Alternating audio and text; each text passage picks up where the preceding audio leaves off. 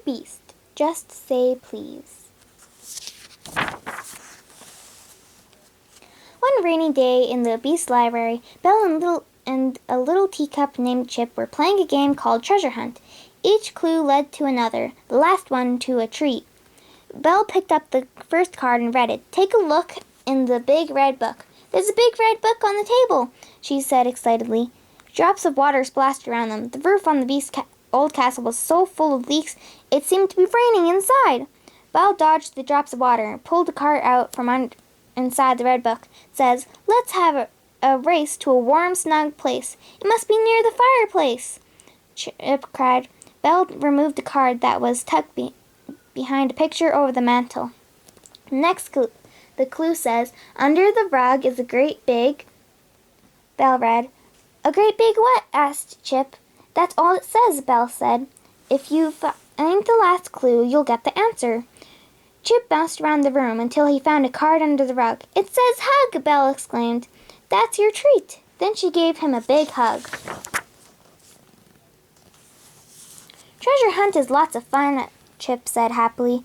You know, if the Beast plays games once in a while, I bet he wouldn't be so grumpy all the time." "Why don't you ask him to play sometime?"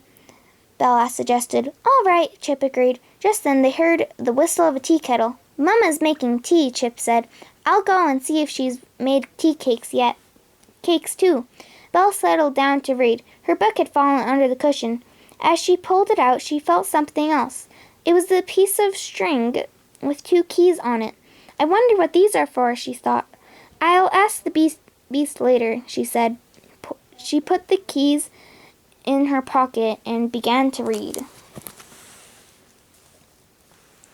Meanwhile, in the kitchen, Mrs. Potts, the teapot, was trying to make some cakes, but water was dripping everywhere. "These leaks are awful," she told Lemire, the candleworm. "I've been begging the Beast to repair the roof for weeks," he replied. Suddenly, Chip rushed in. "Mama, Mama," he called. "Hello, dear," said Mrs. Potts. "You know, it isn't polite to interrupt. And if you do, you should say, 'Excuse me, excuse me,'" Chip said. "May I have a tea cake?" "May I have a tea cake?" "Tea cake what?" asked Mrs. Potts. May I have a tea cake, please?" "Of course, dear," she replied. "Thank you," Chip replied. Just then, the Beast burst into the room. He grabbed 3 cakes without saying please or thank you. "I need tools to repair the roof," he said grumpily as he gobbled up the cakes. "But I can't find the keys to the tool shed." "I'll look for them, master," said Lemire. He scurried off to search for the keys. "Would you like to play treasure hunt with Belle and me sometime?" Chip asked the Beast shyly. "It's a fun game that Belle invented." "Not now. I need to find those keys," the Belle said impatiently. The Beast said impatiently. He took some more cakes and stomped off. A little while later, Chip brought a cake to Belle. "Thank you," she said. "That was very sweet of you." "Belle, is it all right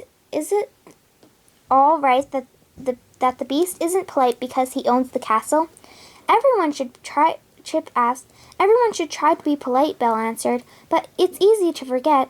She and Chip decided that they were going to be extra thoughtful so that the Beast would notice and be polite himself. That night, Chip helped his mother serve dinner.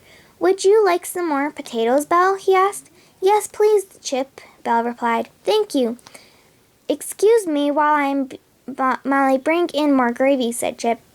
"I'm proud of Chip for being so polite," Belle told the Beast. But the Beast didn't seem to be listening. He was too busy wolfing down his food.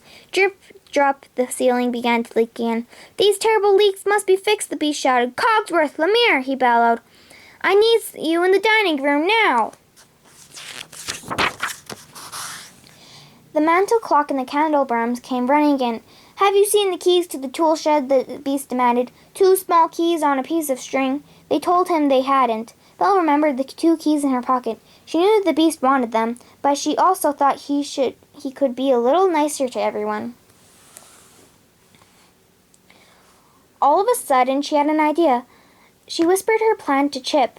He grinned and nodded. Then Belle stood up. "Excuse me," she said, "but Chip and I want everyone to join us in the ballroom in a few minutes for a special treasure hunt." "Not now," the Beast growled. "It will be worth it," Belle assured the Beast. "I promise."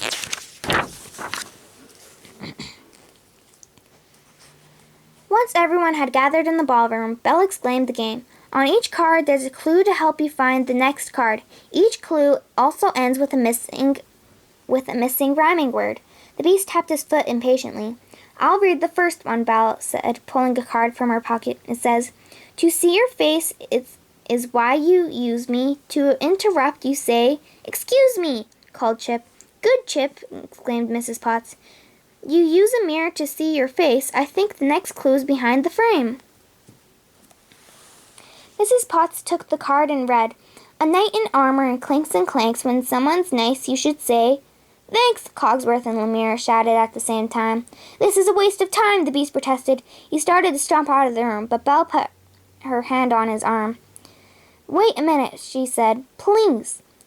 The Beast hesitated. Then he nodded. Cogsworth took a card from the suit of armor by the door.